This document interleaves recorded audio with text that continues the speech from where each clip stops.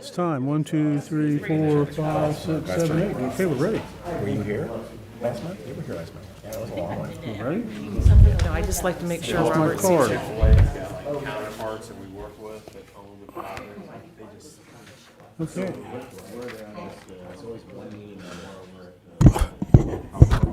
Good evening. Welcome to the September 15th, 2021 Planning and Zoning Commission meeting. At this time, I request that everyone please turn off or mute all cell phones and other electronic devices. And at this time, I would request everyone please stand with me for the Pledge of Allegiance. I pledge allegiance to the flag of the United States of America and to the republic for which it stands, one nation, under God, indivisible, with liberty and justice for all.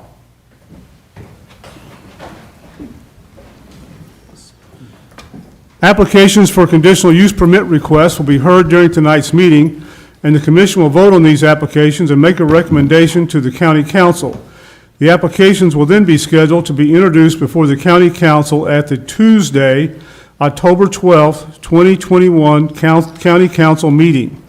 Public comment for conditional use permit requests will be taken during tonight's meeting and at the county council meeting on Tuesday, October 12th, 2021. Public comment on conditional use permit applications will not be taken at any meeting of the county council held thereafter. Applications for preliminary plats heard during tonight's meeting will also be voted on by the Planning and Zoning Commission during the meeting. The vote on preliminary plats is final. Only a recommendation for denial of a preliminary plat would be heard before the county council at their Tuesday, October 12th, 2021 meeting. The following documents are introduced as a matter of record for this evening's public hearing and regular meeting of the Planning and Zoning Commission.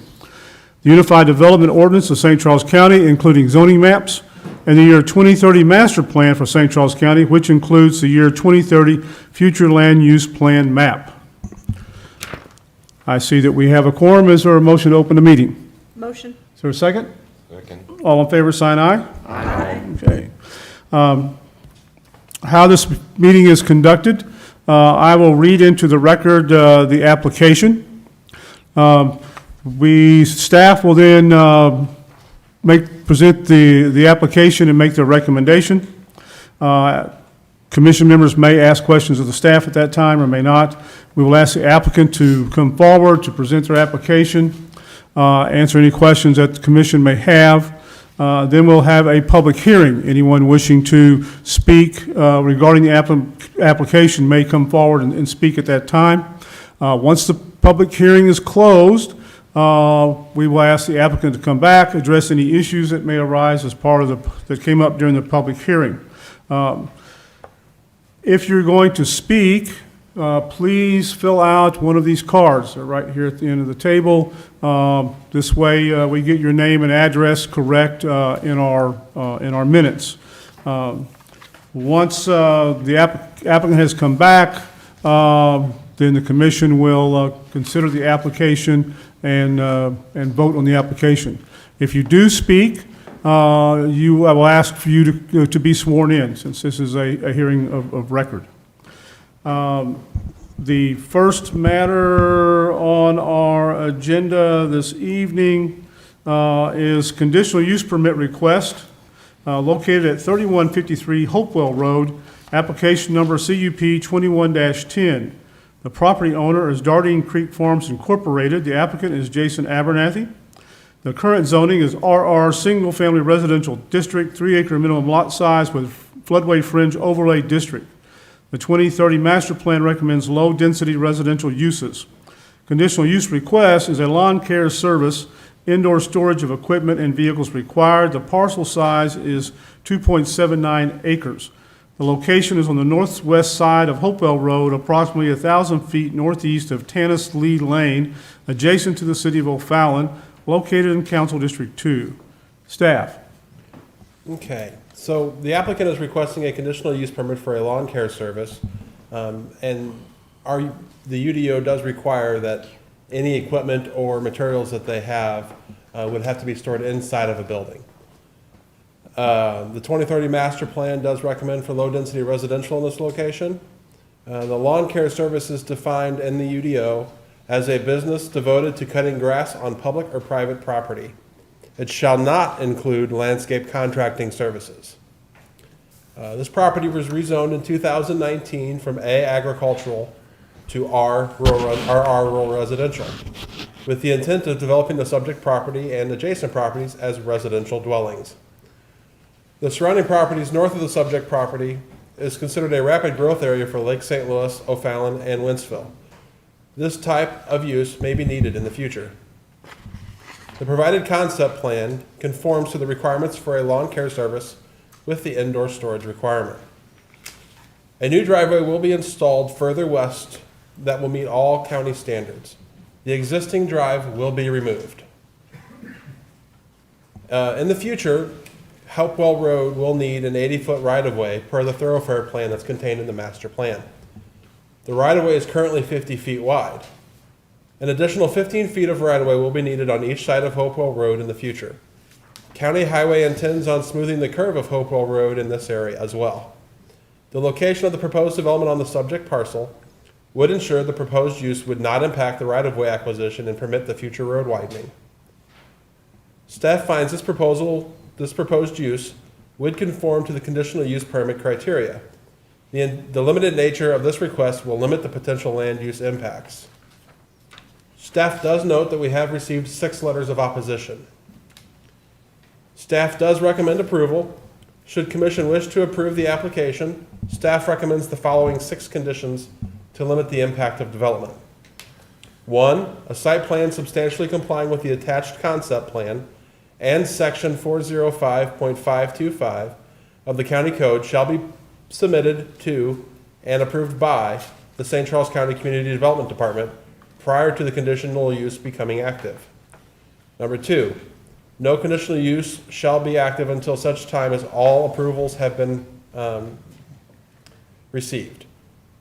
3, all related vehicles and equipment, with the exception of employee parking, shall be stored within a structure. 4, in conformance with the definition of lawn care service, section 405.060 of the UDO, no landscaping business shall be operated in conjunction with this conditional use permit. Number 5, no equipment shall be operated outdoors between the hours of 7 p.m. and 6 a.m., and all exterior lighting shall utilize full cutoff fixtures to prevent light pollution from impacting surrounding properties. Any questions for staff? When was this rezoned again? In 2019? Yes. What month was that? Do you remember what month it was? I don't. Do you remember the month of that? We can take a look real quick.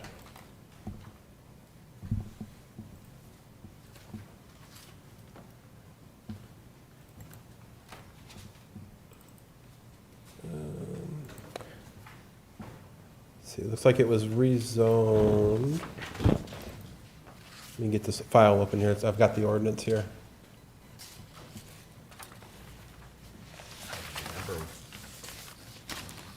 Circumstance.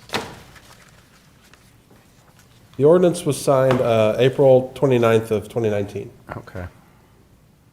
So that means we probably did it in February? Yeah, March or February, yeah. Okay. If you know, what is the plan to recalling in my memory, the intersection of Hopewell and Inn? Because there's the fire station or the ambulance station right at that intersection, and it's a bad turn. Right. Have you been through there recently? They've got the new road bed laid in. Okay, So where Hopewell comes up, makes a sharp 90-degree turn, and then up again, they're actually going to bring that pretty much straight in line with Duello. So I think they're going to signalize that intersection. okay. March. So it was March. Any other questions for staff? What are they gonna do with that little spur then, with Hopewell Road where the station's on, to the point where it's, I don't have that information. I don't know what they're going to do with it. okay. Any other questions for staff? Hearing none, we'll ask the applicant to come forward.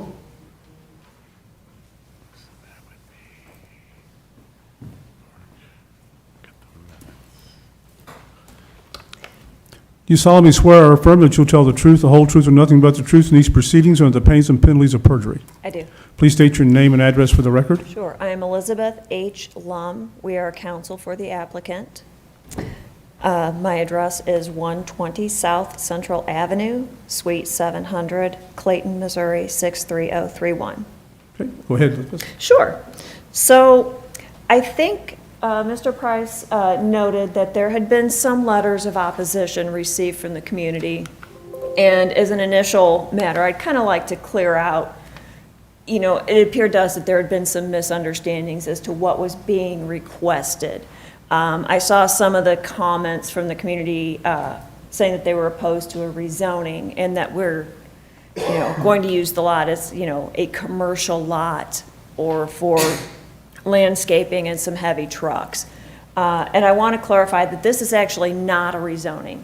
This is a request for a conditional use permit, which is basically a use that is allowed in a particular zoning district, provided particular conditions are met. The conditions, of course, are set forth in your UDO, and if the conditions are satisfied, it's an administrative task, and the UDO should be approved, or excuse me, the CUP should be approved. Our particular conditional use permit for 3153 Hopewell Road is a conditional use permit to operate a lawn care business, which is identified in the UDO, and I believe Mr. Price also set forth that it's a business for cutting grass, and that everything has to be stored inside. So, you know, with this business, as opposed to, say, a different one, you won't see piles of rocks outside. They would, you know, everything would be inside. Okay, the property itself is on Hopewell Road, kind of between Deer Road and Tannis-Lee Lane. The surrounding properties are either very large residential lots. Some of them are used for businesses which were operating under conditional use permits which were granted prior to the rezoning or which are now currently in effect. And then a lot of the properties, surrounding property is agricultural, either vacant or being farmed. Again, here's kind of an image of the zoning showing it as RR, which is rural residential. Conditional uses allowed in a rural residential district are set forth in the UDO. Some of them are listed here. Lawn care service is there along with kennels, preschools, recreational facilities like swimming pools, utility substations. The existing conditional use permits currently, I should say either previously granted or currently in effect for the surrounding properties include on the north side of Hopewell Road, which I believe is either the property we're talking about or one close to it. The authorizing ordinance was not as clear. But for nursery and lawn care services. Again, the property at 3133 and 3037, lawn care service and nursery, or lawn care service and boat storage. The property just to the northwest, which I believe is to the west of the subject property, a lawn care service and a nursery. So having a lawn care service in this property is fairly consistent with the current uses of the surrounding properties. As a matter of fact, we're kind of right in between. So I'd like to start with 3133 Hopewell Road. The business operating out of this location, I believe, is BLCS, which is a landscaping service of some kind. You can see they've got that giant salt dome there. They've got down in the southeast corner, they've got some rock piles and some things like that. And again, this is not to point out anything wrong as much as to emphasize that this is the kind of business that is already in the area. And the same for the property at 3151, which is, I believe, advertised as a trucking and delivery service, but I believe they primarily work with landscaping and landscaping materials. So the proposed site, you can see, is kind of nestled right in between the property at 3133 and the property right to the west. Our client is proposing a concrete pad with a metal building. with plenty of landscaping up front, which is shown here in this slide.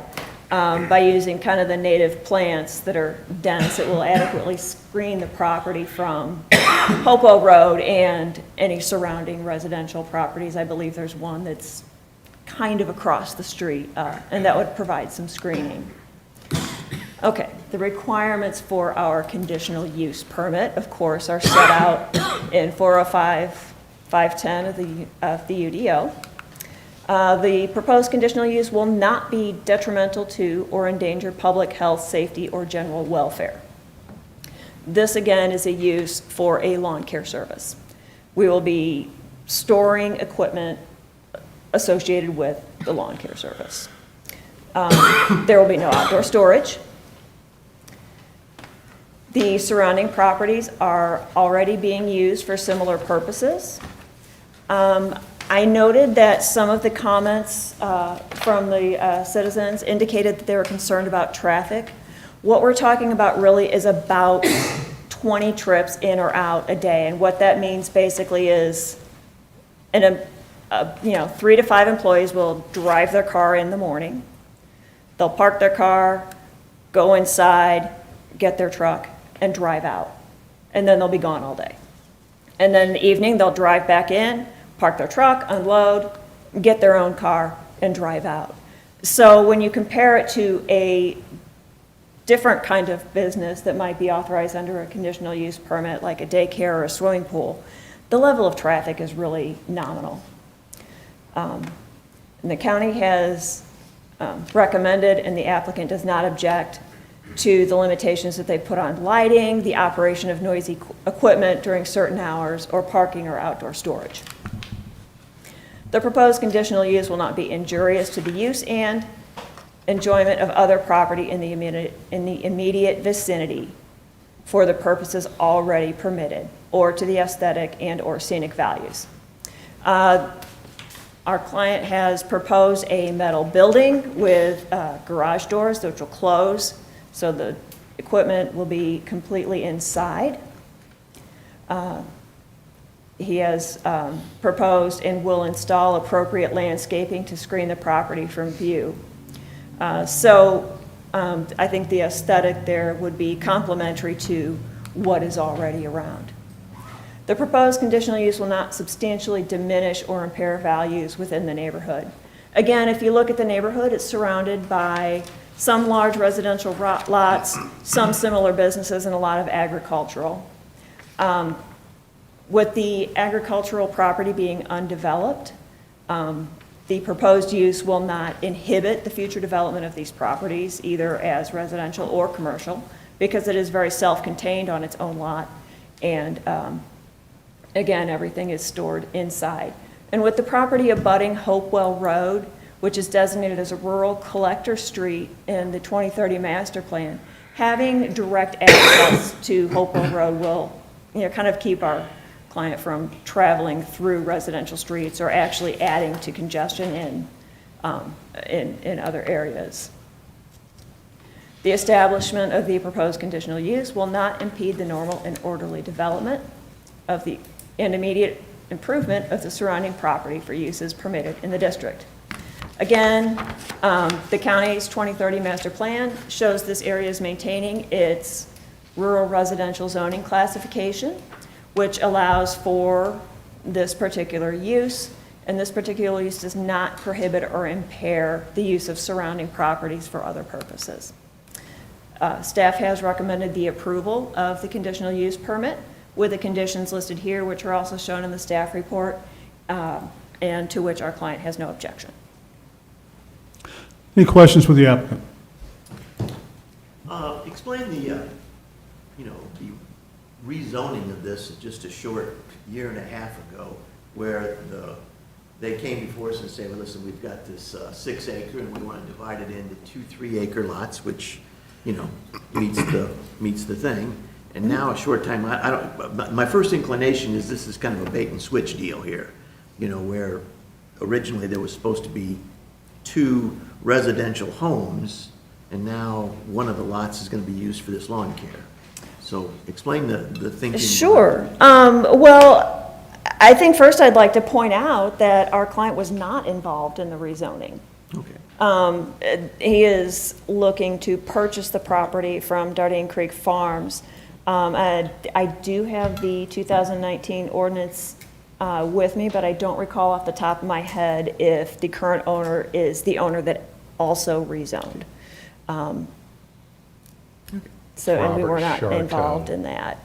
Robert Shataro or something like that. Okay.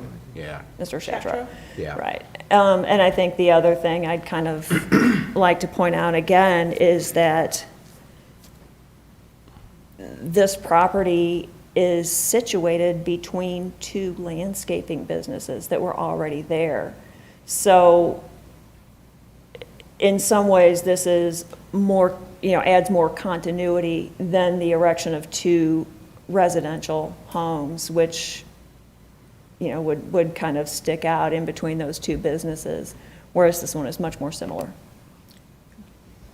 So I'm curious, there's, looking at the plan here, it looks like there's about a half acre of concrete paving Let's see if I can pardon me? back up. I'm sorry, I was going to back up for you.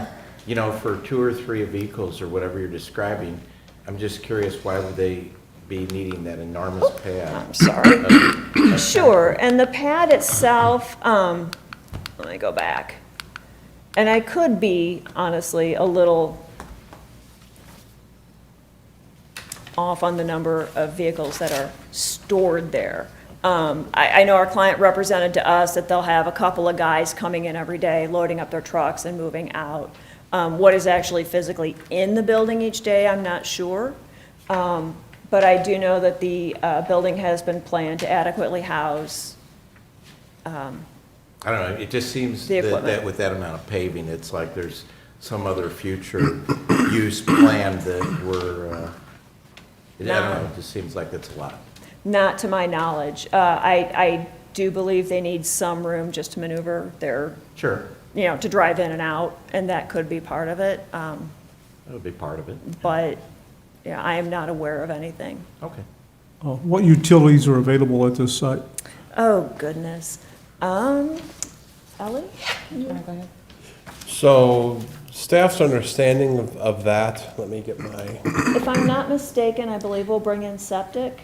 yeah, there's septic shown on the west side of the site up by, up near Hopewell Road. Right, and I believe there are Public water county supply. county electricity. I believe it's public Amber water and- supply Yeah. district number 2. Thank you. Yeah, and then I do know that there is a future sanitary sewer plant planned nearby that will probably be able to service them in the relatively near future.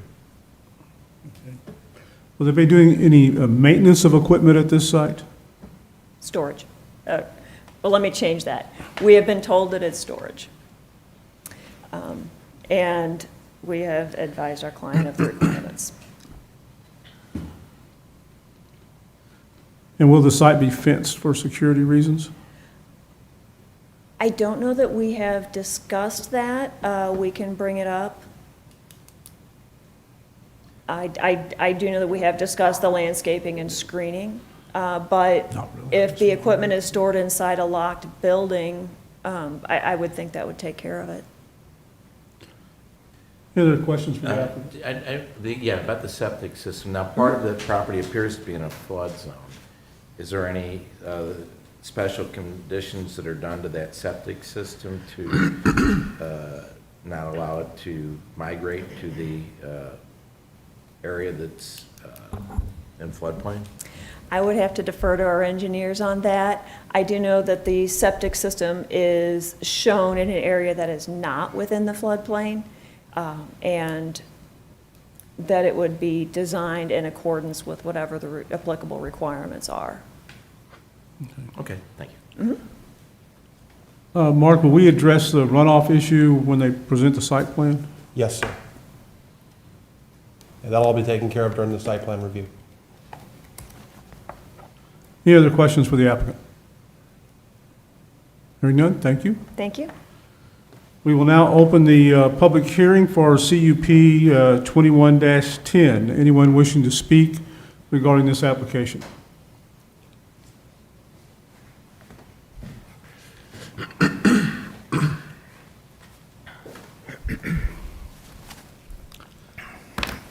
You solemnly swear or affirm that you will tell the truth, the whole truth, and nothing but the truth in these proceedings or the pains and penalties of perjury. Yes, I do. How you doing? Haven't seen you in a while. Doing all right. How are you? Good. Go ahead, Arn.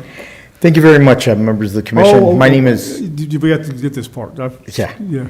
My name is Arnie C. A.C. Dinoff, County Public Advocate, and I would like to testify on this application. I'm going back and forth. Mr. Hollander brought up the same issue that I brought up. It seems like, I don't know if there's different owners involved or exactly who owns the property, but there's some questions about what's really trying to go in at this property and how it complies with our comprehensive land use plan, our 2030 plan. As we all know, this area is the hotspot of St. Charles County, Hopewell Road and Missouri Highway N. It's a major growth area for residential. There is Harvest, which is 950 homes that will be going in a village-type structure, such as Twin Chimneys and O'Fallon. That's a little bit north and west of Dyer Road, along Hopewell Road. There's going to be a lot need for safety upgrades of Hopewell Road to accommodate another 3,000 to 3,500 cars on a daily basis. There's a proposal, I thought it was going to be on the agenda for tonight, but I believe it'll be on the agenda next month with this commission from Lombardo Homes, where they want to build some residential homes on Hopewell. I'm not so sure that this is the right place for this lawn care business. I heard the applicant say that it fits in, but there is another lawn care business on Missouri Highway N, and that's more of a proper area for it to be, especially for this growth area that continues to grow on a yearly basis. If you look down Dyer Road, there's a number of large tract of residential developments. But if you would be inclined to approve this, I'd like to make this conditional use permit better and make sure that we protect the residents in this neighborhood. The first issue is an ample and adequate buffer. I believe that the adjoining property owners deserve to have that buffer. According to the plans, I see a little bit, I saw one picture addressing that, but I'm not convinced that it's being totally addressed. Storage, everything should be inside. Well, in the applicant's own photo, there's a number of piles of rocks on the property in its current form. So hopefully that'll be addressed. On the proposed preliminary plan is a salt dome. And my question to the commission is, will they be meeting the requirements of the Missouri Department of Natural Resources? On the number 5 of the condition proposed by staff, I'd like to see an amendment to protect the people who do live there on a full-time basis from operations of 7 a.m., which would be an hour forward from the proposed 6 a.m., and 6 p.m. on the close of business. I think that that's reasonable. I think that's only proper. I want to make sure that there's no outdoor maintenance allowed. So I would ask that the commission, as you did in previous CUPs, that you add that condition, that no outdoor maintenance be allowed on the property. Everything has to be done inside. And I also ask that you add the following conditions: that no derelict vehicles remain on the property more than 20 days, that no inoperable vehicles remain on the property for more than 20 days, unless, of course, we're waiting for a part, and a condition that no unlicensed vehicles remain on the property for more than 20 days. This is a tough one. I'll leave it up to you to make that decision. I really like to see it remain residential. I think there's other places for a landscape business, and I'd like you to amend it to protect the adjoining property owners and this neighborhood as a whole. Thank you very much. Thank you. Anyone else wishing to speak regarding application CUP 21-10? Anyone? Seeing no one, we will close the public hearing, ask the applicant to come back.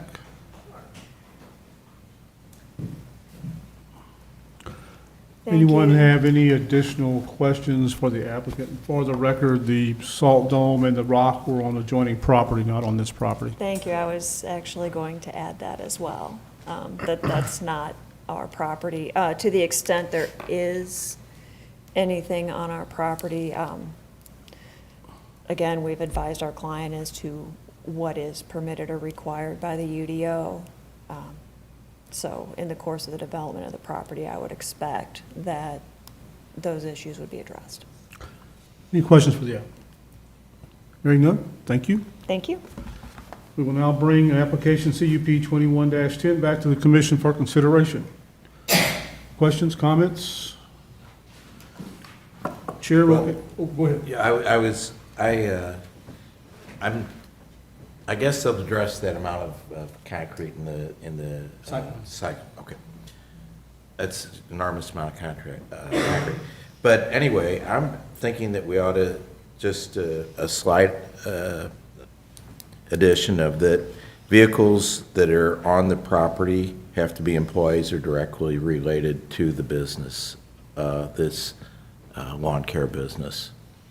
I'm thinking again, because of the amount of parking that's available, I could see where that could be used for things other than just this lawn care business. But my thought on it. Comments? I guess I'm not quite understanding what you're saying. What kind of uses are you thinking it could be used for? Well, I don't know, a half acre of parking for 3 employees in a lawn care business, that's probably like the size of a Schnucks parking lot. Seems like a lot of parking. Yeah, it's a lot of parking.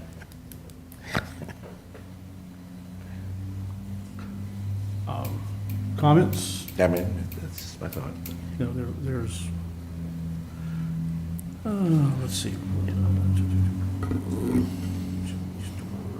Structure.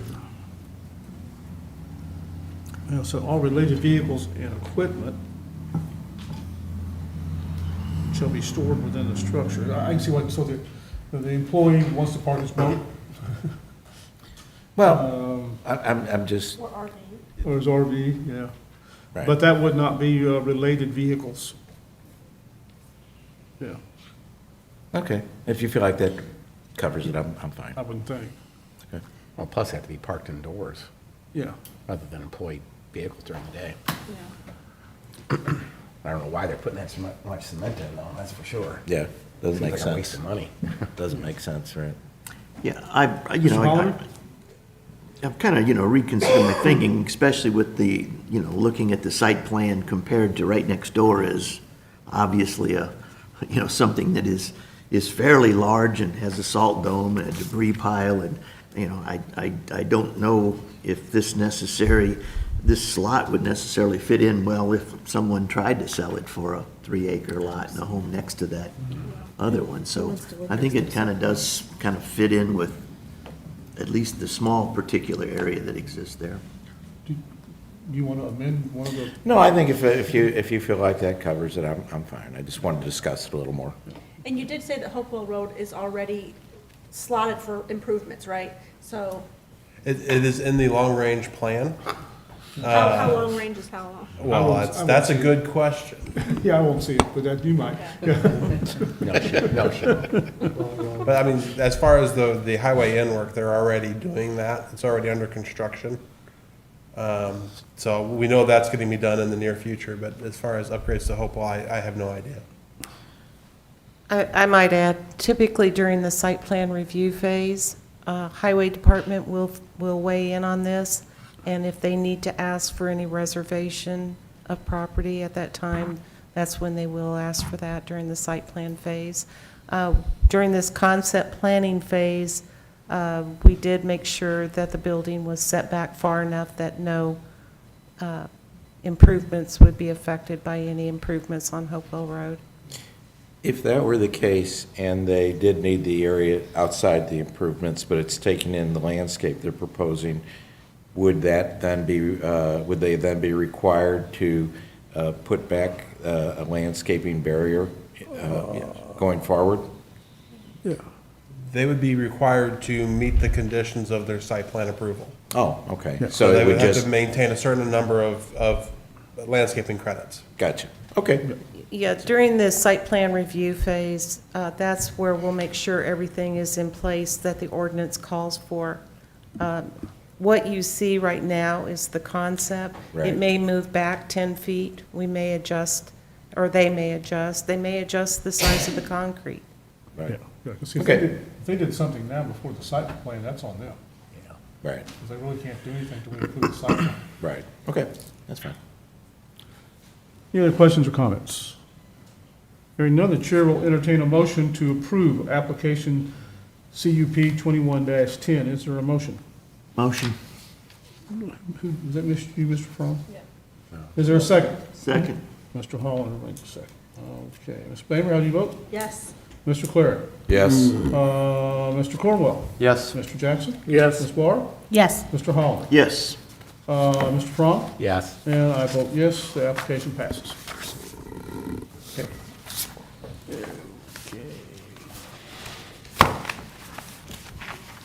Okay. Next item on our agenda is preliminary plat for Groenfeld Manor, located at 432 and 444 Jung Station Road. Application number is PRE 21-23. Property owner is Rawls Development LLC. The engineer is Pickett Ray and Silver Incorporated. Property zoning is R1E, Single Family Residential District, 7,000 square foot minimum lot size with floodway fringe overlay district. Proposed lots is 32. Parcel size is 16 acres. The location is on the southeast corner of the intersection of Upper Bottom Road and Jung Station Road. This is located in Council District 7. Staff. Okay. This plat may look familiar to you all. You've seen it before in April of 2020 underneath PRE 20-05. Originally, this was produced or proposed as 31 lots. And if you look in the upper left-hand corner of this plat here, you can see where they're proposing to add lot 32. So far, the developer has not yet moved to the final plat stage on the original 31 lot subdivision. So no lots have yet been created out there. This lot is going to be taken out of what was once common ground. And it will take access from Upper Bottom Road. That's what the proposal is. There's a little bit of an issue with that as section 410.280.A.2 does require that all lots must have driveway access to interior subdivision streets. However, the Planning and Zoning Commission can grant a waiver under 410.480.D. The Highway Department holds jurisdiction over that road, and they have indicated that they are willing to approve the driveway access for that newly proposed lot. There are some concerns with this lot and its location. It is adjacent to the outlet of a substantial culvert underneath of Upper Bottom Road. Although the future home location is outside of the special flood hazard area for this creek, the potential velocity and level of stormwater in this area presents some concerns about potential erosion affecting this lot and the future home. The county did recently have to purchase 2 homes up on Avon Drive, which is approximately 1,000 feet upstream on this particular creek. They had to be purchased due to severe repetitive loss from flood losses, even though they are not in the special flood hazard area. This lot is surrounded on 3 sides by sanitary sewer lines and their associated easements. Another constraint on this property would be the required 25-foot setback to protect the stream. The 25-foot setback is from the top of bank. This leaves a very, very limited location for this home to be built. Staff does advise that this plat does not currently meet the technical requirements of Chapter 410, and that all lots must take access from an internal subdivision street. However, the Planning and Zoning Commission can grant a waiver from that requirement, should you choose. Approval of the plat with previously mentioned waiver would allow for the proposed Lot 32 to take access from Upper Bottom Road. Any questions for staff? Seeing none, we'll ask the applicant to come forward.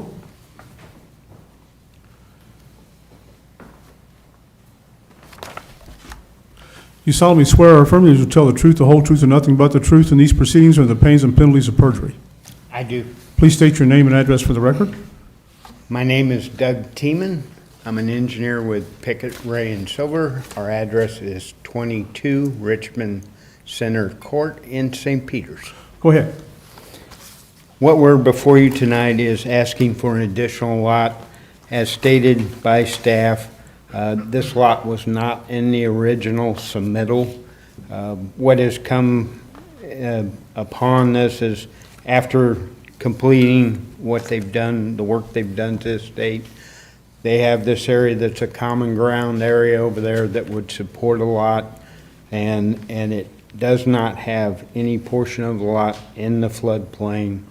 It is at minimum will be at least 12 feet above the FEMA flood elevation. We will, and that is using a 3-to-1 slope to come up with that elevation. We actually can get higher if we choose to do some type of a retaining wall or treatment on it. This lot, or this area, already has an existing driveway that's constructed on Upper Bottom Road that is where the lot is. That driveway provides access to this area. It was constructed many years ago and is existing. We're proposing to construct a lot there, and we would raise that lot. We would support it with either riprap or erosion protection to mitigate any problems that staff has presented. And again, we're well above the floodplain. We can construct a lot that would be absolutely safe and would be at least 12 feet above floodplain elevations and protected. Any questions for the applicant?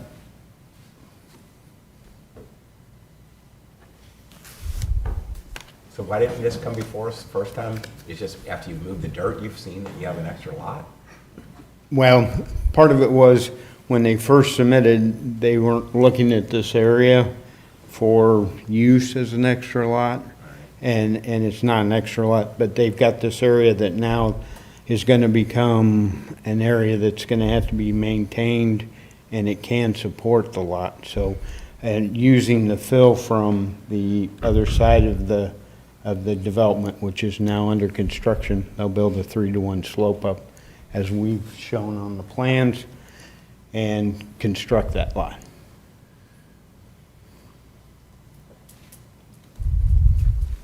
Pretty low down in that area though, too, you know. We put houses in some areas and all of a sudden we've got erosion problems. I don't know that, I guess you can solve the problem. What's the, I guess the elevation change from, because there's a creek running through there now, really, isn't there, water runoff?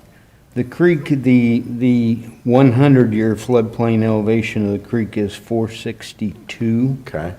Is what we're saying, and we are saying that the basement of this house, 474 or something like that? yeah, correct, would be, the basement, if it's a walkout, would be 474, and the finished floor elevation would be a 482, which is 20 feet above, the top of the foundation would be 20 feet above the 100-year floodplain. Yeah.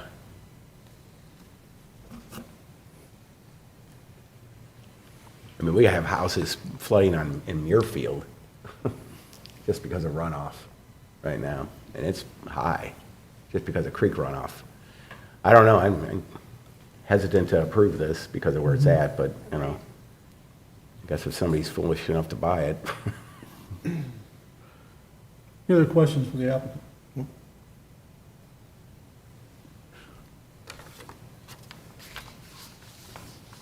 Hearing none, thank you, sir. We will now open the public hearing for PRE 21-23. Anyone wishing to speak? I think we kicked the can to the county council. Yeah. Do you solemnly swear or affirm that you will tell the truth or nothing but the truth in these proceedings under the pains and penalties of perjury? Yes. Please state your name and address for the record. Thank you very much, members of the commission. My name is Arnie C., AC Dinoff, County Public Advocate. Mailing address, P.O. Box 1535, in O'Fallon, 63366. This application I'm opposed to. We're setting a slippery slope here. Upper Bottom Road, if all of you aren't familiar with it, it's a very busy road, especially early in the mornings during rush hour and in the evenings between 3 and 7 p.m. I'm really having some heartburn about not complying with Chapter 410 of the Codified Code of Ordinances. I don't feel that you should be granting a free pass. I feel this developer should act like all the other developers, meet the minimum requirement of providing interior subdivision access.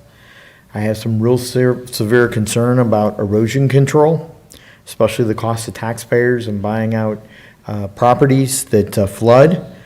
There is a flooding issue here. There is a creek. This, in my opinion, would set a bad and could be detrimental by allowing access to a major arterial roadway. If you would be inclined to approve this, I would ask that you add a condition that the applicant hire a soil geotechnical consultant to give a report to the county to ensure that the soil is of proper mix and the proper makeup. I just have some real reservations about this lot. I am totally opposed to it. If you do approve it, you're gonna have to give the same consideration to other developers, and I would ask that you deny this application. Thank you. Thank you. Anyone else wishing to speak regarding application PRE 21-23? Seeing no one, we will close the public hearing. Ask the applicant to come back.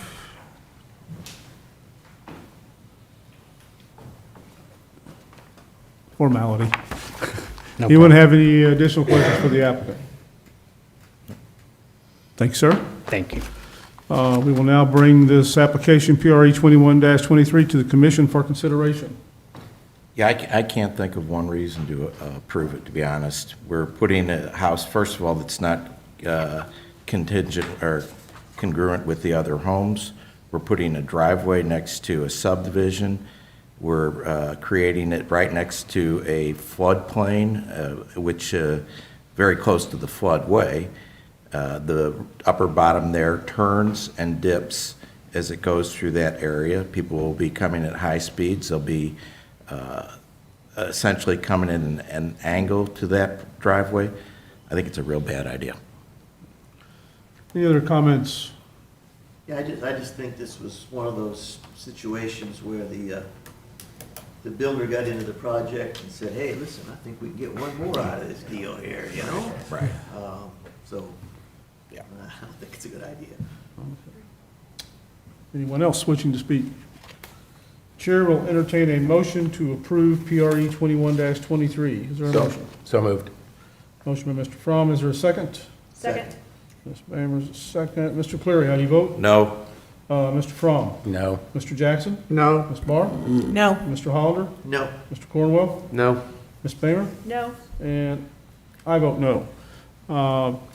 Since this was a denial of a preliminary plat, this will be heard before the county council at their Tuesday, October 12th, 2021 meeting.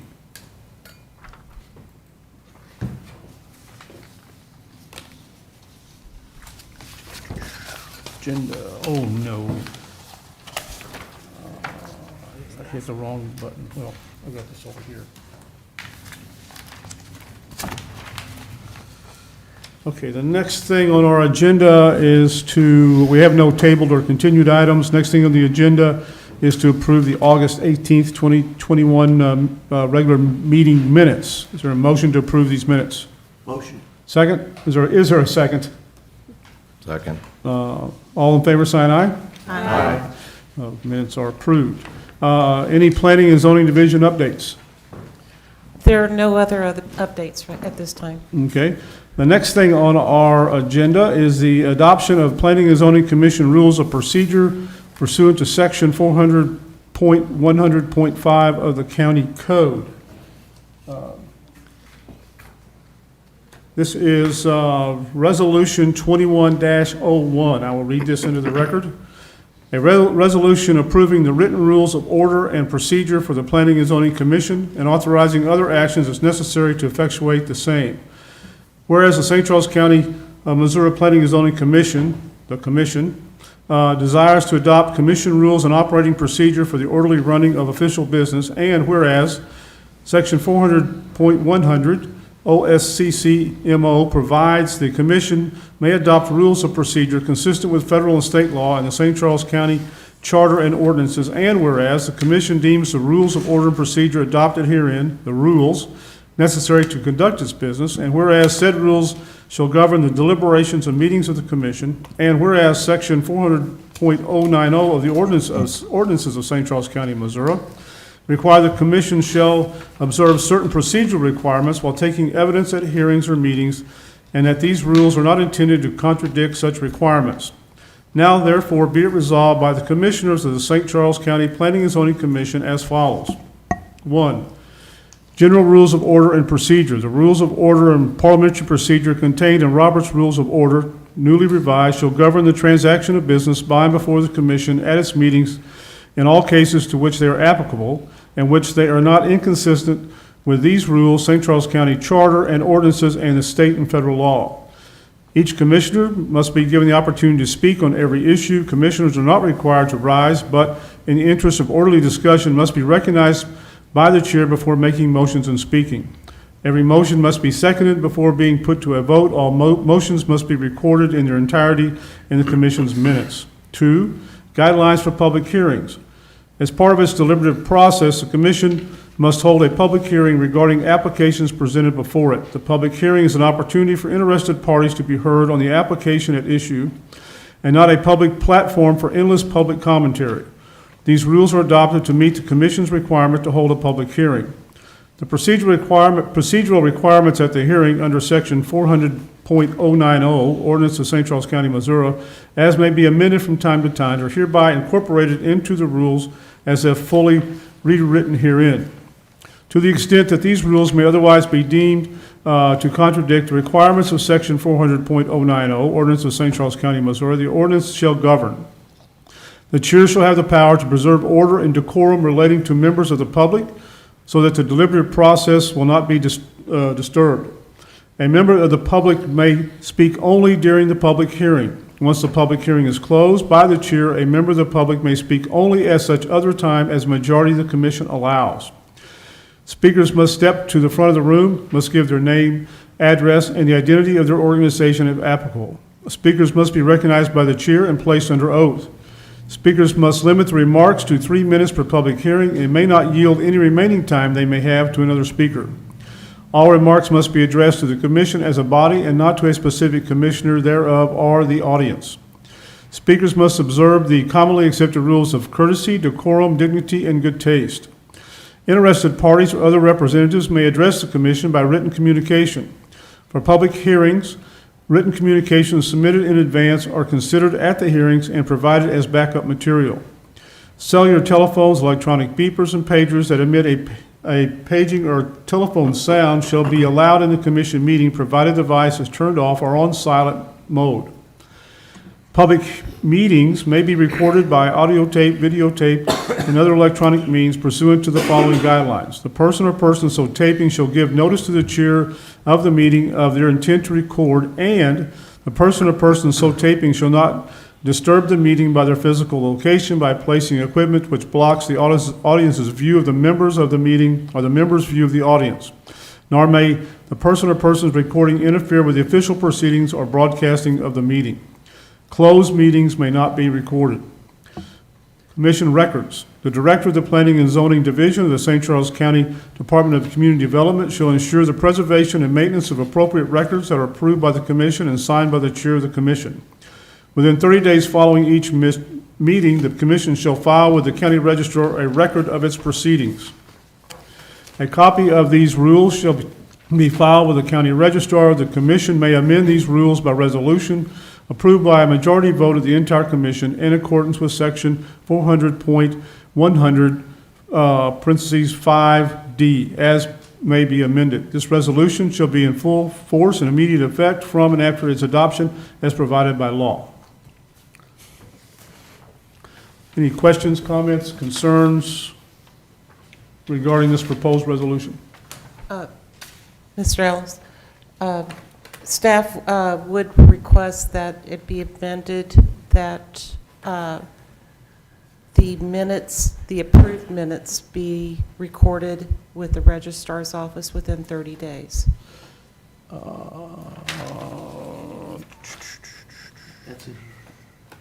It does say, within 30 days following each meeting, the commission shall file with the registrar's office a record of its proceedings? Or you want them, By record, that record means, can The be minutes would minutes? constitute the record of the proceedings. the Yeah, minutes that's what would. you were concerned. Yes, and we, go ahead. Oh, no, saying, to be clear, I took that language from the ordinance itself. It requires that if they adopt certain rules, certain things have to be incorporated in, and that was one of the items.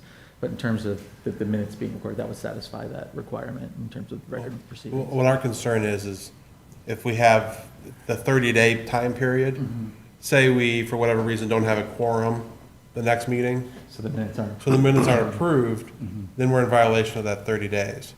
So that's why we wanted to say the approved minutes, Oh, as opposed to a record. as opposed to just a record. Okay. If you want to move to make that change, I'm fine with, I'm comfortable with that. I think that would satisfy the ordinance, even if it's not the exact, particular language in there. So if you wanted to move with that change, that amendment, we can go ahead and do that. Okay, so it should read, within 30 days following each meeting, the commission shall file the approved minutes, wait a minute, how would, okay, Mr. Wise? Yeah, sure. Within 30 days following each meeting, the commission shall file with the county registrar a copy of the approved minutes of the proceedings. Is that fair? I may want to word that, say something along the lines of 30 days after approval of the records of the, 30 days after approval of the minutes, they should be filed. Not Okay. 30 days after the meeting. 30 days after After the approval, not after approval. the meeting, Okay, I see what we're saying here. just in case there's not a meeting within those 30 days for approval.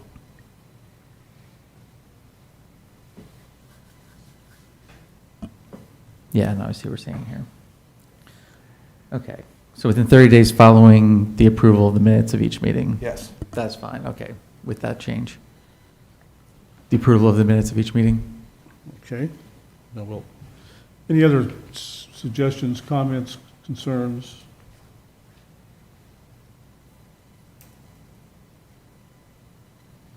Okay. Seeing none- I guess I do have one question, is if, let's say, on the speaker's remarks at 3 minutes, I mean, if it would be, I could see if it were something fairly complex, like a complex issue, it might require more than 3 minutes. Now, this doesn't address the applicant. No, This is just a no. public hearing. I understand. And this also, the way those are formed, and there are guidelines, even though it says must, and there is discretion to potentially allow for a longer time if it warrants, so the chair could have that discretion. The key would be then to make it viewpoint neutral, in the sense of that you're not, for example, limiting Okay. one side of an issue to 3 minutes every time, whereas Okay, that's fine. allowing someone else in there. Yeah. The key is going to be providing an opportunity for the public or interested parties to be heard at a meaningful time and in a meaningful manner. Right. Meaningful time before you actually vote on the application, and then in the meaningful manner that they actually are heard. Okay. But there is some discretion that can be. There's provided in discretion there. with that. Okay, Yeah. fine, thank you. Any other comments? Okay. We will now have a public hearing regarding this resolution. Anyone here wishing to speak regarding Resolution 21-01?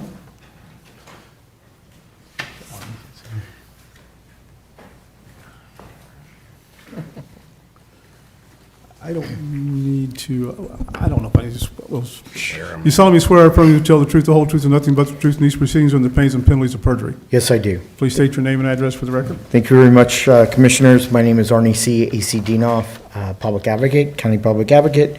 Mailing address, P.O. Box 1535 in O'Fallon.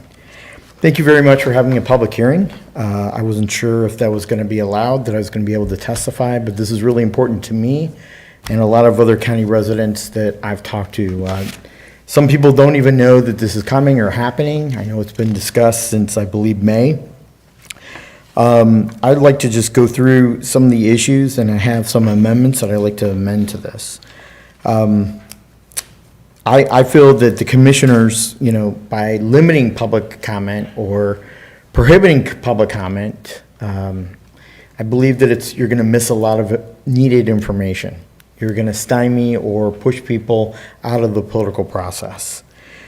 So I would ask that, I don't know if you consulted with your attorney, but there's some errors already in the resolution because it talks about Port Authority instead of County Planning and Zoning Commission.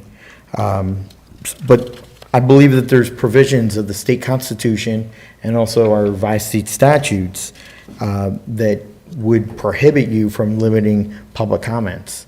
Now, I know you don't want people to repeat over and over the same thing, I get that.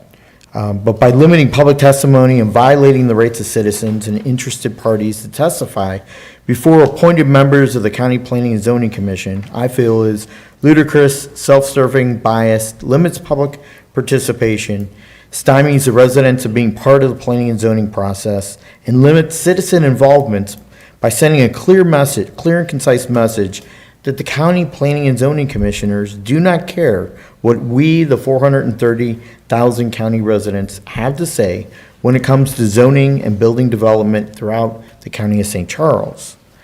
Now, according to the resolution that was read by the chairman, I would offer the following amendments. Number 1 would be 2G in the resolution by amending public testimony from 3 minutes to 5 minutes. I think that that's a common ground, I would hope, that you could all entertain that possibility of amending that. Number 2 is to allow a place at the beginning on the commission's agenda for general public comments on items that do not provide for a public hearing, such as meeting minutes, such as other business that comes before the commission that does not hold a public hearing. I think it's important to hear from the general public about general concerns. There might be an issue that you voted on the month or previous months before that citizens want to comment about. Maybe it's the comprehensive plan that's not on the agenda every month that was approved by the county last year that they want to talk about. I think it's important for you to have an open heart and an open mind to allow citizens to come and testify and bring positive, good changes to St. Charles County. And I think that you need to hear from the public. I mean, you're all paid a salary. I don't know if that's $100 a month or $125 a month, but you are paid for your time and service. I grant you it's not the jackpot, but you are being paid for your civil service. The third thing that I'd like to see an amendment on the resolution is that you limit applicants in their presentation time for their projects before the commission. There's some attorneys, and I won't mention the person by name, but he tends to monopolize the meetings, and he could go on for an hour or an hour and a half on his presentation. I don't know if it's that long exactly. I'd have to time it. But there is one zoning lawyer that monopolizes and takes a lot of time of the commission that could be wrapped up in something like 10-minute presentation or 15-minute presentation. I know, for example, the city of O'Fallon went to limiting applicants making their presentation before the Planning and Zoning Commission and before the full city council of any applicant for any zoning change or conditional use permit, plan unit development, any type of application involving planning and zoning. They limit the applicant to 10 minutes. So I would ask that you would entertain some type of limitation on the applicants. We, the people, need to be heard and our testimony taken seriously on the record in a transparent, fair, and honest system so that honesty, accountability, and responsible development decisions are being made for our county for future generations. As I said, you're paid by the county a monthly attendance fee. Please do the right thing and make the right decision and do not violate any of our citizen rights that is the foundation of our nation and our great country is built upon. It is the center of a republic and a democracy, and I feel very strongly about this issue. I'm going to study the resolution further. I feel that it does not meet compliance with the state law under Chapter 89 and other chapters of the state statute or state constitution. I will reserve the right to take this to county state circuit court and challenge the constitutionality of this resolution. I feel that our residents come first You put your name forward to be appointed to this commission, and I think that you should have an open ear, an open mind, and an open heart, and hear everybody, all interested parties, in a fair type public hearing system. Where does it say that we're limiting people from speaking? The time, yes, but it seems like you're implementing that we're trying to keep people from speaking, or they're not allowed to stand up. I don't see that anywhere in here, so where is that? I feel by limiting is you're cracking down on the ability of people to get their thoughts and their information. As was brought up during the resolution, if it's a technical issue or something comprehensive, such as, on the Katy Trail, that development on the Katy Trail, which is county property for the parks, it took a lot of time and effort for people to do the research. For people to come up and testify, it's just not an easy cakewalk. You just don't walk in off the street unprepared. It takes about 2 hours to prepare for planning and zoning commission meetings, do the research, read the applications. There's a lot involved. And I think it's a slap in the face to the public to say you only have 3 minutes. That's why I'm offering up the amendment of 5 minutes. Yeah, I guess I'm just a little bothered that you're insinuating that we're trying to shut up citizens and we don't want to hear them. I take offense to that. I understand your desire to have voices heard. I understand that, and I think that's a very important part of our process. And, typically, I've been doing this for a year. We've never told anybody to shut up and sit down. We may have said, hey, are you going to say the same thing, I don't like traffic, after the 15th person's come up and said, I don't like the traffic, but we still let them say, I don't like the traffic. So while I understand your desire from 3 to 5, I don't like the fact that you're trying to insinuate that we're trying to shut the public up. Then why did this resolution come about in the first place? For some changes in the process. Why do you want to change the process? Everything's improved. I see this as So show me going where it backwards, not an says- improvement. Show me where it says in here, what letter says, we don't want you to speak on a matter that's important to you. Where does that say? You're talking about in the resolution? Yes. Where does it say that? It doesn't say it, but you're limiting it Correct. to 3 minutes, and I believe it's a violation of state statute and Missouri State Constitution. Can you cite me that state statute, Mr. Denoff? There's court cases to prove my point. That's not, That's not a state that's not a statute. state statute, Mr. Denoff. There's a court case, the Franklin County case, which I gave you a copy of, sir, and it says a reasonable opportunity. I gave you a copy of that. You did not. A year ago. You did not. Yeah, he did. Yeah, I did, Arnie. Something handed to you. Well, I don't remember. It's okay. I remember. In fact, I've got it, I'll give you another copy of a notebook. The So I- state but anyway, statute also we don't doesn't need to give, get the an state argument. statute so- also doesn't so give let you me- the obligation to limit the Mr. time Chairman, period. Mr. Chairman. Yeah. So just to his point, we've done that in the past. We've actually let people speak longer when there are issues, and we've actually voted that on the commission, because we used to, when I was chairing, we used to have 3-minute limits without it being in the statute. We I ran just- the clock. Yeah, and he ran the clock, and people adhered to that pretty good, and if they needed more time, we gave it to them. We also had the commission say, hey, could you give them more time? So we gave it, and in those meetings when we had a lot of controversy going on, we gave the public unlimited time. So it still happens. What we're trying to do is put something in writing so we have something to follow that's not just arbitrary, and make it fair for everybody, so that when we say it's 3 minutes, it's 3 minutes for everybody. Now, if there needs to be more time for the group, and we believe that that's something that needs to happen up here at the commission, we can extend that. So there's still ability for us to say to the public, we see the issue, it's a little more controversial, there's a little more information, a little more technical, and we can open it up to a longer period of time. But what we're trying to do is make it fair, so that somebody can't just come up here and filibuster on an issue and just stand here constantly, and you guys know that, and that's what we're trying to do. We're trying to make it as fair as possible for the public. So that's the objective here. It's not to limit anybody's ability to speak. When there are issues that need to extend, we will do that. And so Yeah, we've I'm already confident in had that. 3 meetings this year that have gone close to 5 hours, so obviously people are getting the chance Yeah. to speak. Yeah. I've been on this commission for almost 14 years. We have never denied any individual an opportunity to speak. Right. And we will not do that. Well, if you're open to extending the time limit, and if it's something technical to describe, instead of cutting people off, I'm all for that. Good. We'll consider it. I give you 3 amendments to consider, so I hope you seriously consider them and just don't say that they're not important, because they are important. I have some questions and comments, if there's time. Mr. Denoff, I have read over your letter here, and I just have some comments, some questions, and I guess some suggestions for next time, because there will be a next time. You've mentioned here the commissioners cannot prohibit, abolish, or limit public testimony, and you say as per the state law and the Missouri State Constitution, but as was asked previously, there's no mention here of specifically where in Missouri state law or in the Missouri State Constitution that is. And I know that as someone who cares very deeply about what the law says and what the Constitution says, it would have been very helpful for me if you had referenced that in your letter so that I could see what exactly you were referring to.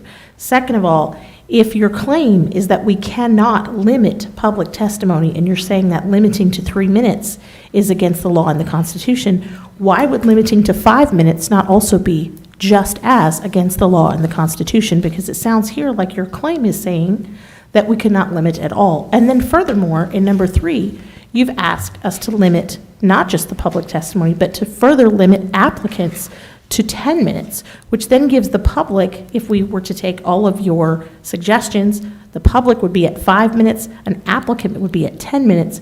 That seems, it seems odd to me that every member of the public would have 50% of the time of the original applicant. That seems like a very large percentage, you know, given versus the person who's actually applying seems like they should have a longer period of time. So I guess those are some of my questions. I may have some more, but I'll have you answer those first. Right. In May, I totally oppose any time limits. I don't even know how this came about. I don't know if it was directed to me personally. I don't know if it was because of the subdivision along the Katy Trail that initiated this. I don't know if it's the long meetings. I don't know where this came from. But I would hope and pray that we don't have discrimination in our county. So I oppose this back in May, totally, the time limit. Now I'm trying to reach out to the commission to make a compromise. And I think a compromise of 5 minutes of allowing citizens to speak is a fair compromise. That's my answer to your question on that. Okay, so you believe that the law and the Constitution says that time cannot be limited at all, but you're asking in compromise for a longer time period. That's correct. Then I guess my question is, why are you asking then for a shorter time period for the applicants? You're asking us to limit applicants, whereas before I guess they weren't limited at all. So I'm curious as to what that's about. If you're going to limit citizens, I think that you have to be fair across the board, and you can't discriminate. You have to give the applicants a So it's an issue of time period fairness. also. Okay, I see where you're coming with that. I do just want to make a comment. Now, I'm pretty new to this. I mean, I believe that I believe I started in April, perhaps. It's not been very long. Right. But in that time, as they mentioned, we've had several meetings that have gone to midnight or later. I've been here. And I would just like for you to consider that public comment is so important that limiting each person to an equal amount of a reasonable amount of time, whether that be 3 or 5 minutes, is a way that we can make sure that each individual gets equal consideration. Because I don't know about you, but I mean, we're all human beings up here. We're not robots. You know, we get tired at night. And if somebody comes up here and they're talking at midnight, and they are speaking after we've listened for 5 or 6 hours to everyone else, it's very, very difficult to give that person's testimony the same consideration and attention that it deserves as does somebody who's spoken at 7 or 8 o'clock at night. And so by limiting people and by asking them to be succinct and to get straight to the point, what we actually do is we give people the opportunity, we give more people the opportunity to actually be listened to be paid attention to, and to not, you know, nobody's trying to stand here and ignore people. But when it's midnight and you've been here for 6 hours, it's really hard to concentrate and pay attention to what everyone's saying. And so by limiting this actually allows more people to have more attention given and to be given the respect that they deserve to be able to speak.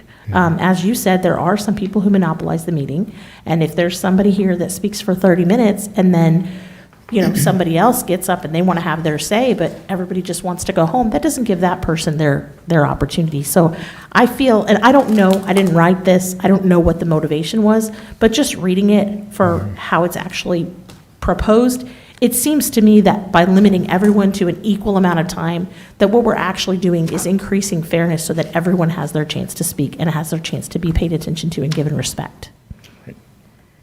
I have a recommendation to what you just said about the length of the commission meetings. I know the city of Wentzville, for a fact, limits their meetings to 10 o'clock. And if it's going to go over 10 o'clock, there's to be a vote of the majority members of the Board of Aldermen to extend that meeting time to finish their business. Either that, or they call a special meeting, or the agenda items go to the next regular scheduled I would be meeting. in favor of something like that. I So- don't know if we have a way to amend this, but I think we could do something like that. Sure, I don't, 10 It o'clock, is very 11 o'clock. difficult to pay attention at midnight. It's very difficult to listen to people and to, make good decisions. No, I think the big thing is if you limit people to 3 minutes, you, in most instances, eliminate the That is true. midnight talkers. So I think that's the purpose for this discussion. I guess I would just be asking that you, there, like Ms. Bamer said, in this letter, and this is just a suggestion as from a standpoint of, making friends and influencing people.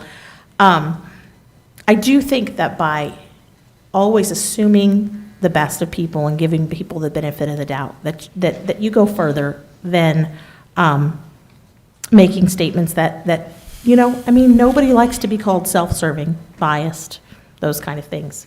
I'm personally not taking offense to it. I know that you're not talking about me, and I'm okay with that. But I just, I would just suggest that, that you might get further, considering that perhaps there is a legitimate reason for this and considering what their positive motivation might be. And that's why I explained to you what I think the motivation is. And I appreciate that. I just take it, on behalf of the entire county, I think it's a slap in the citizens' face. You have the power, you have the ability to do what you want. Your power is ultimate because it's recommendational. It's recommendational to the county council.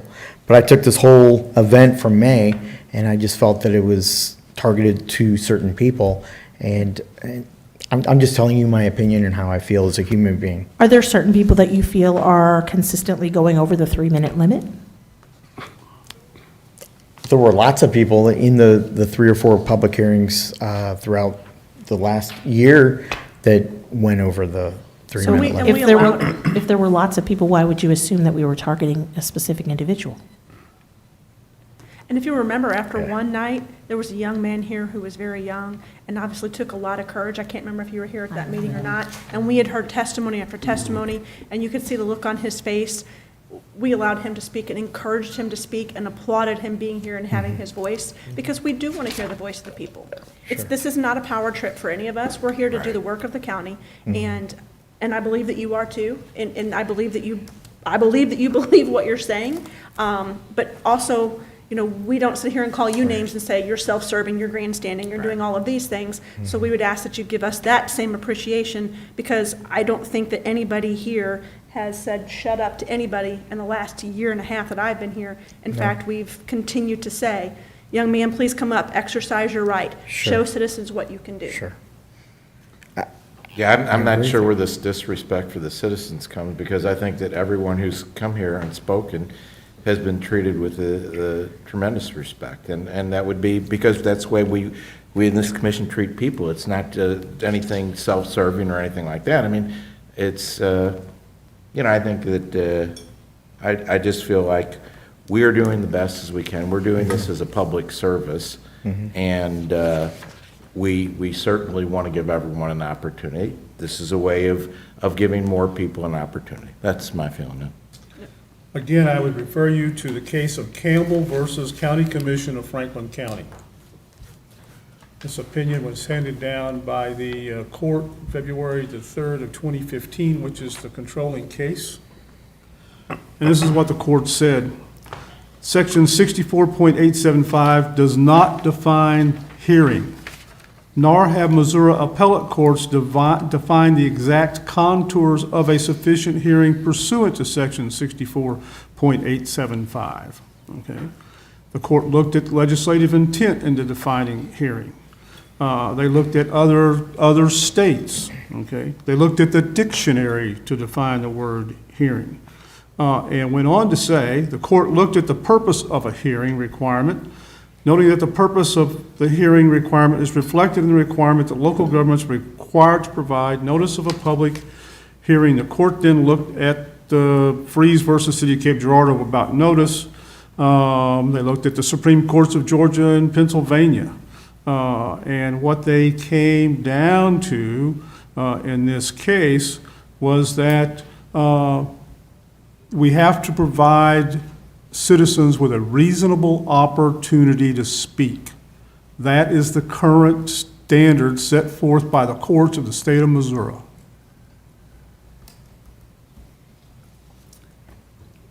Mr. Chairman, I think we need to call the question and vote on this particular resolution. Yep. Thank you. Thank you. Okay. Anyone else wishing to speak regarding this resolution? Seeing no one, the chair will entertain a motion to approve Resolution 20-01 as amended. The first amendment, Mr. Dinoff was correct. There was a typo in what was published, which said, "Now therefore be it resolved by the Commissioners of the St. Charles County Planning and Zoning Authority." We've corrected that to Planning and Zoning Commission, or Port Authority, St. Charles County Port Authority. Now we've corrected that to St. Charles County, Missouri Planning and Zoning Commission. And then amended paragraph 3, section B, to require the minutes be filed within 30 days after approval. Are there any other amendments anyone would like to propose? I guess we need to vote on this first amendment, though. Yeah, we do. Yeah. So, is there- Motion to approve First Amendment. Okay, is there a second to? Second. All in favor, sign aye. Aye. Opposed? That amendment passes. Is there any other amendments to be proposed? If not, the chair will entertain a motion to approve Resolution 21-01 as amended. Is there a motion? Motion. Is there a second? Second. Okay. Let's see, I need to do a roll call. Ms. Barr? Yes. Ms. Bamer? Yes. Mr. Cornwell? Yes. Mr. Clary? Yes. Mr. Fromm? Yes. Mr. Hollander? Yes. Mr. Jackson? Yes. Ms. Sally is not here, and I vote yes. So Resolution 21-01 has passed, and it has immediate effect.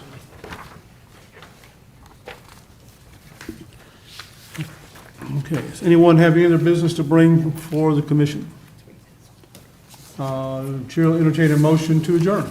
Motion. Is there a second? Second. All in favor, sign aye. Aye. We're adjourned. I almost said Father, Son, Holy Spirit, amen.